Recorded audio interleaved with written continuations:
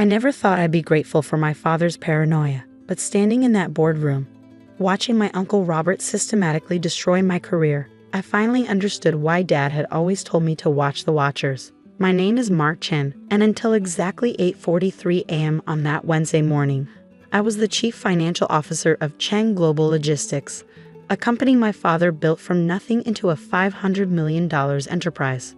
Now, according to my uncle, I was about to become the highest educated janitor in the company's history. The numbers don't lie, Uncle Robert declared, clicking through his presentation. Each slide showed carefully crafted evidence of my supposed incompetence, missed projections, failed initiatives, questionable investments. Under Mark's financial leadership, we've seen a 40% decline in quarterly profits. The board members nodded grimly, buying every word. Why wouldn't they? Robert had spent the last 15 years as CEO, carefully placing his allies in key positions after my father's death. I was the last reminder of the old guard, kept around only because removing the founder's son too quickly might have raised eyebrows. Furthermore, Robert continued, his voice dripping with fake concern, we've discovered some irregularities in recent transactions. Nothing criminal, of course, but certainly concerning enough to warrant immediate action. I sat silently, watching the performance. 3 months ago, I would have been panicking, protesting, trying to defend myself. But that was before I found the first discrepancy in our shipping manifests. Before I noticed the pattern in our overseas transactions. Before I started really paying attention to the late-night meetings and mysterious new consulting firms. Given these circumstances, Robert announced, I propose an immediate reorganization. Mark will be removed from his financial duties and reassigned to our facilities maintenance department. This will allow him to learn the business from the ground up. Several board members poorly concealed their smirks. My cousin Vincent, Robert's son and heir apparent, didn't even try to hide his glee. All in favor? Robert asked. The votes came quickly. Unanimous, of course. Security will escort Mark to clear out his office. His new position begins immediately. As 2 security guards approached my chair, I stood up calmly, straightened my tie, and spoke for the first time that morning. Just one question, Uncle Robert. Does this mean I'll have access to all areas of the facility? For maintenance purposes, of course. Something flickered in his eyes, uncertainty, maybe even a touch of fear. But it passed quickly. Of course, he said smoothly, every closet and corridor. Though I doubt you'll find the executive washrooms as comfortable as your private bathroom. More chuckles from the board. I nodded, handed over my executive badge, and let security escort me out. Behind me, I could hear Robert resuming the meeting, announcing Vincent's promotion to interim CFO. In my office, my now former office, I took my time packing. Family photos, awards, the MBA diploma that now seemed darkly humorous given my new position. The security guards shifted uncomfortably, clearly unsure how to treat the founder's son turned janitor. Take your time, Mr. Chen, one of them said quietly. Jim, I remembered. He'd been with the company since my father's days. This isn't right. Thanks, Jim, I replied, carefully wrapping my father's old desk clock. But everything's going exactly as it should. My phone buzzed. A text from Sandra Martinez, my contact at the FBI's Financial Crimes Division. Camera feed still active. Meeting recorded. 2 more weeks. I smiled slightly, remembering the day 3 months ago when I first discovered the truth about Uncle Robert's consulting firms. The shell companies, the fraudulent shipping records, the money disappearing into offshore accounts. It had taken weeks to gather enough evidence to place the right surveillance equipment to build the case. The tiny camera hidden in Robert's office vent had been the masterstroke. Expensive, nearly undetectable, and perfectly positioned to capture his late-night meetings with some very interesting international clients. The FBI had been quite impressed with my initiative. Your new uniform and ID badge will be in the maintenance locker room. The other guard informed me, checking his phone. Mr. Chen, the CEO wants you to start your new duties immediately.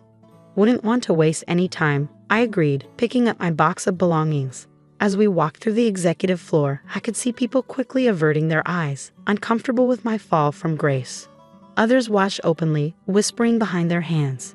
In the elevator, I thought about my father. He'd always warned me about Robert's ambition, about the importance of keeping records and watching for signs.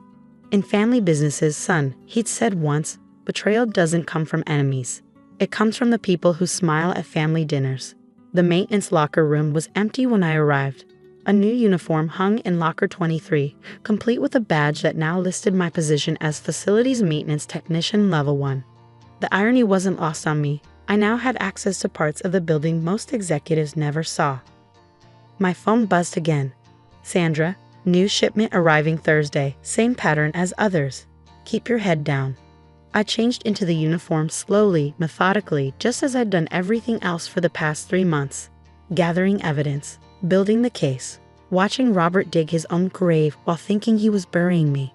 The maintenance supervisor, an older man named Frank, showed up as I was adjusting my new name badge. His eyes widened in recognition. Mr. Chen? They actually went through with it.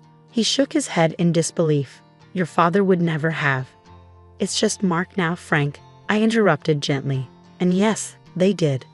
I understand I'll be reporting to you. He nodded uncomfortably. Yes, but this is crazy. You built our entire financial tracking system. And now I'll learn about maintenance. Starting with the executive floor, I think, especially the CEO's office. It needs special attention. Frank looked at me strangely but nodded. Whatever you say, Mr. Mark. Here's your master key card. It'll get you anywhere in the building. Standard procedure for maintenance staff. I pocketed the card, thinking about the camera in Robert's office, about the evidence accumulating on secure FBI servers, about Thursday's incoming shipment. Thanks, Frank. I have a feeling the next few weeks are going to be very educational. As I picked up my first work order of the day, I could hear Vincent's voice echoing down the hallway, already moving into my old office. Let him have it, I thought. In 2 weeks, he'd learn what I'd known for months. Sometimes the best view of corruption isn't from the executive suite. It's from the shadows where no one thinks to look. I grabbed my maintenance cart and headed for the elevator. There was work to be done, and not just the kind involving mops and buckets. Uncle Robert wanted me to learn the business from the ground up. Fine. I'd start by cleaning house. My phone buzzed one more time. Sandra again. New intel suggests bigger operation than previously thought. Your uncle's network goes deep. Stay alert. I pushed my cart into the elevator, pressed the button for the executive floor, and smiled at the security camera. Time to see what other secrets were hiding in the corners of Chen Global Logistics. After all, a good janitor needs to know every inch of the building they're cleaning, even the dirty parts. The next 10 days taught me more about Chen Global Logistics than 15 years in the executive suite ever had. Amazing what people will say in front of a janitor, as if the uniform somehow makes you invisible. Even more amazing what you can learn when you have access to every room in a 17-story building. Take the supposedly empty storage room on the 14th floor. The one that, according to the maintenance logs I was now responsible for, consumed as much power as a small data center. Or the loading dock that became surprisingly busy at 3 a.m. every Thursday when a series of unmarked trucks would arrive and depart within minutes. 3 more days, Sandra texted on Monday morning as I mopped the hallway outside Robert's office. Keep monitoring the Thursday shipment. We need to catch them in the act. Inside the office, I could hear Robert on the phone, his voice carrying through the door. Yes, everything's proceeding as planned. The boy's been neutralized. No, he doesn't suspect anything. The Chinese buyers are ready for Thursday's shipment. I smiled to myself, adjusting my earpiece that was transmitting every word to an FBI recording device. Robert never bothered to look up from his desk as I emptied his trash can, just like he'd never bothered to look up at the air vent where my camera had been recording for months. Vincent wasn't quite as composed. Every time I passed him in my new uniform, he'd make some snide comment, unable to resist gloating. Hey cousin, you missed a spot. Or the executive bathroom needs attention. Something really stinks in there. If he'd been paying attention instead of gloating, he might have noticed me spending extra time cleaning the empty storage room. Might have wondered why the janitor was so interested in the loading dock schedules. Might have questioned why his father's newly demoted nephew seemed so calm about his humiliation. But Vincent, like his father, had always suffered from terminal arrogance. Wednesday night, I received my final instructions from Sandra. Tomorrow's the day. Keep your distance from the loading dock at 3 a.m. Our teams will handle everything. I spent that night in the maintenance office, reviewing camera footage on my laptop. Not just from my hidden camera, but from every security feed I now had access to as part of the maintenance team. The evidence was overwhelming. Robert had turned our family's legitimate shipping company into a front for international smuggling. Those mysterious consulting firms, shell companies funneling money from Chinese investors who were really buying illegally exported technology. The power consumption in that storage room. A sophisticated computer system for encrypting transactions and falsifying shipping manifests. And tomorrow's shipment. According to the encrypted files I found, it was worth $50 million, their biggest illegal transaction yet. At 2:45 a.m., I watched on the security feeds as the usual unmarked trucks began arriving. Robert and Vincent were both there, unusual for that hour. They looked nervous. Final shipment before we transfer everything offshore, Robert was saying to Vincent. After this, we'll start dismantling the legitimate business. Blame it all on Mark's mismanagement. Vincent laughed. Too bad cousin Mark's too busy mopping floors to notice. The FBI raid was both beautiful and terrifying in its precision. Teams swept in from all directions, catching everyone by surprise. Robert's face as he was handcuffed was a study in disbelief. Right until the moment he saw me walking toward him, FBI badge now prominently displayed alongside my janitor's ID. You? He sputtered. But, you were. Cleaning up the company, I suggested. Yes, Uncle Robert. That's exactly what I was doing. Sandra approached, holding up a tablet showing video from my hidden camera. Mr. Chen has been working with us as a confidential informant for months. The evidence is overwhelming. International smuggling, money laundering, tax evasion. Would you like to see the footage from your office? Vincent tried to run. He made it 3 steps before being tackled by an FBI agent. As he was led away in handcuffs, he shouted back at me, "You betrayed your own family." No, Vincent, I called after him. I protected my father's legacy. You and Robert betrayed everything he built. The next few hours were a blur of activity. FBI teams downloaded servers, seized documents, and interviewed employees. I changed back into a suit. It had been waiting in my car, and began working with Sandra's team to identify legitimate employees who could help stabilize the company. By dawn, the story was breaking on all major news networks. FBI raids global shipping company, CEO arrested in international smuggling operation. Below that, founder's son instrumental in investigation, worked undercover to expose criminal enterprise. The emergency board meeting that morning had a very different tone from the one where I'd been demoted. Most board members were desperately trying to distance themselves from Robert's schemes. Those who couldn't were led away in handcuffs. Mr. Chen, the lead independent director, said, "Given the circumstances, we believe the company needs stable, ethical leadership. Would you consider taking the position of CEO?" I looked around the boardroom. Gone were the smirks and condescending looks. In their place were expressions of respect, tinged with more than a little fear. They'd all seen the video footage by now, understood just how thoroughly I outplayed Robert while playing the role of humiliated janitor. "I'll accept," I said, "on one condition. Frank from maintenance gets promoted to facilities director with a seat on the operations committee. He's one of the few people who treated me with respect when I was just a janitor." The next few months were challenging but rewarding. We cleaned house thoroughly, rebuilding Chen Global Logistics into the ethical company my father had envisioned.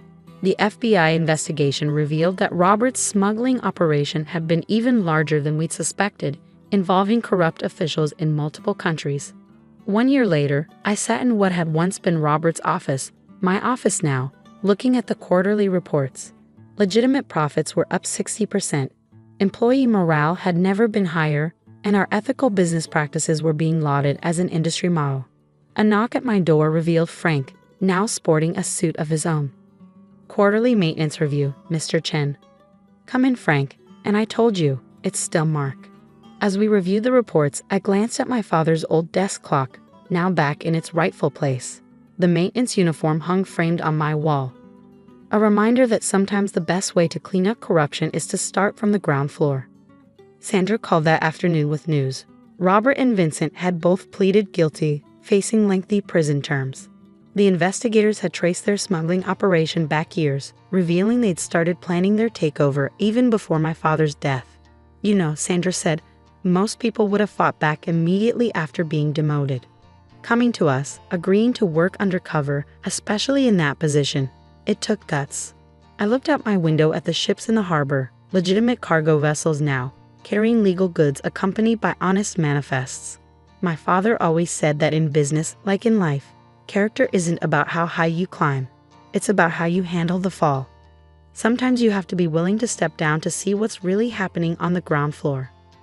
That evening, as I prepared to leave the office, I stopped to chat with a night janitor, something I did regularly now. She was new and seemed surprised that the CEO would take time to ask about her family. You know, she said hesitantly, people talk about what happened last year, about how you exposed the corruption while working as a janitor. It changed things here. Executives actually look us in the eye now. Talk to us like people. I smiled, remembering those 10 days pushing a mop cart, gathering evidence while being treated as invisible. Everyone in this company matters, I told her. My father taught me that. I just had to become a janitor to truly understand it. As I drove home, I thought about Robert and Vincent in their prison cells, about the board members who'd laughed at my humiliation, about the complete reversal of fortunes. But mostly, I thought about my father's words now engraved on a plaque in our lobby. A family business isn't about power or profit. It's about legacy, integrity, and treating every employee like family. Because in the end, your reputation isn't built in the boardroom. It's built in every corner of your company, from the CEO's office to the janitor's closet. Robert had forgotten that. I never would. Because sometimes the best way to save a family business isn't from the top down. It's from the ground up.